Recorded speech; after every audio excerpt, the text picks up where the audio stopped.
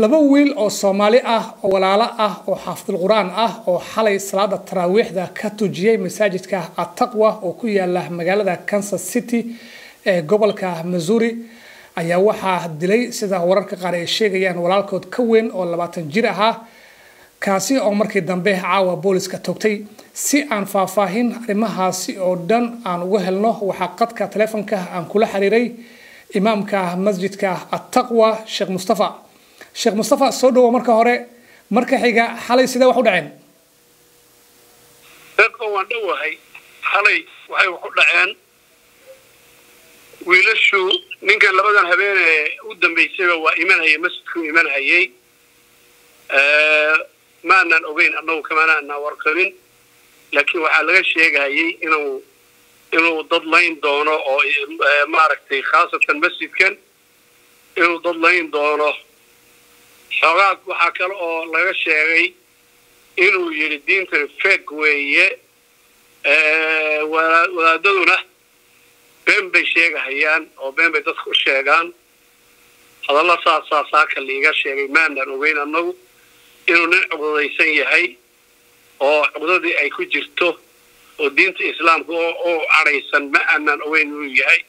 laakiin arrimaha saaka ay soo gaadheen kolkii wiilasha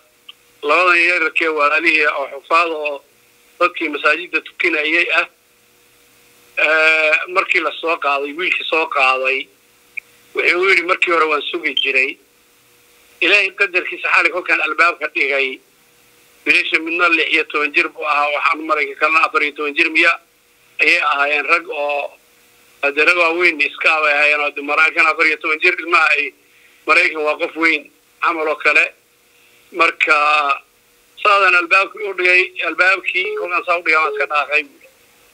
وليش مركي البابكي مركي قراعيان اللي سونا ميل الباب كاكتيسو غبناي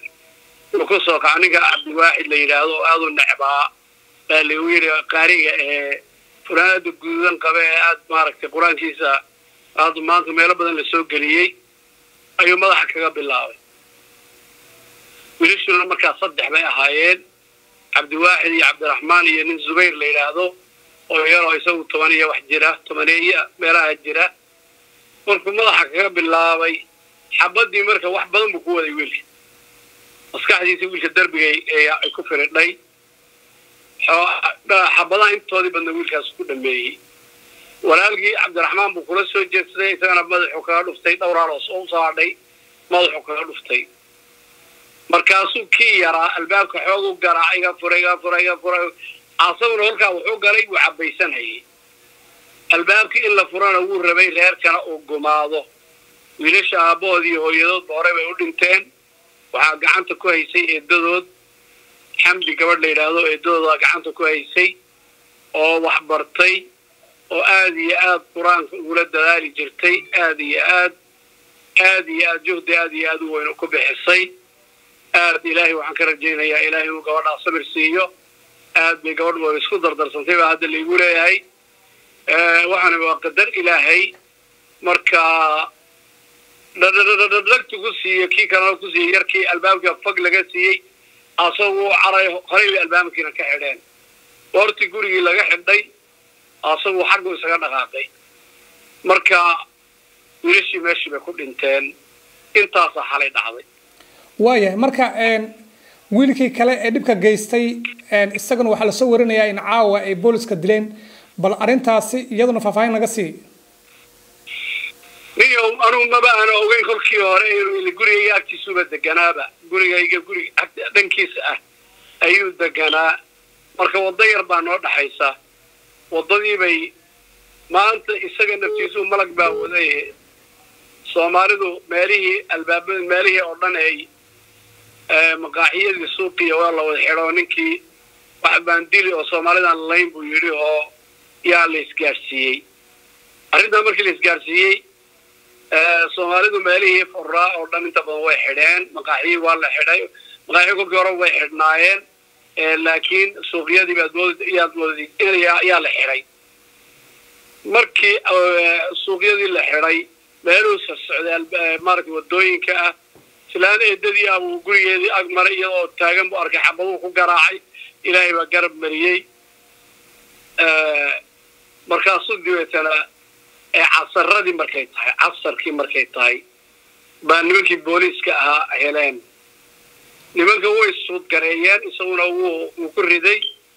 ma aqaan inuu iyo wax ka yeelay oo waxba ka dhaawacay ma garanayo laakiin madaxa laga toogto oo ninkii oo officerka ah baa toogtay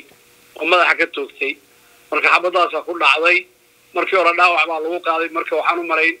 isbitaalku ku dhintaa filaya intaas dhacday marka goorme ayaa la qorsheenayaa in wiilashii xal geeriyooday iyo kan caawa geeriyood la aasayo weekend baa soo galay weekendu markuu dhamaado isniinta baa la ogaan goortii oo maaragtay ay soo fasaxaan wiilasha yararkan inta badan waxa laga yaabaa in maaragtay waxay wala qalqali oo wax in lagu sameeyo waa suurtagal laakiin goortay fasaxaan baa la arkay wararka qaar ayaa waxay sheegayeen in wiilka dhibka geystay oo 20 jirka ahaa oo maanta booliska ay toogteen in dhanka maskaxda lagu jiray marka arintaasi maxaa ka jira ardaygu aan jiro meeshan masjidka uu arday ka ahaa oo muddo dheer arday ka ahaa quraanka inuu dhameeyeen waan u malay marka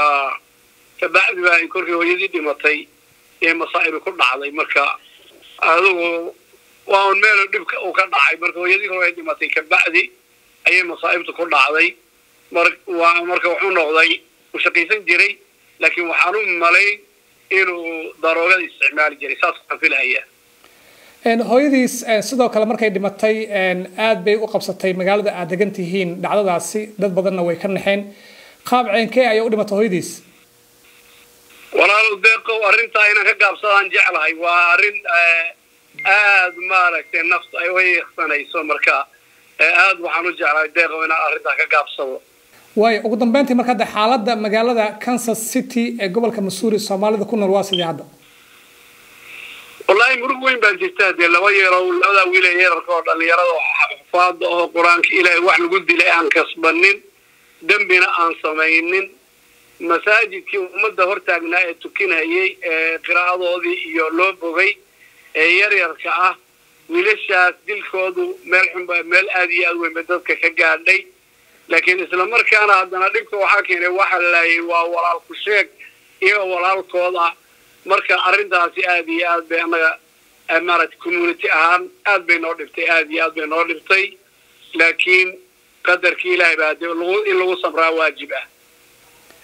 waa tahay daawadayaalkaasi waxa uu ahaa Sheekh Mustafa oo ah imaamka masjidka At-Taqwa ee magaalada Kansas City ee gobolka Missouri ee dalka Mareykanka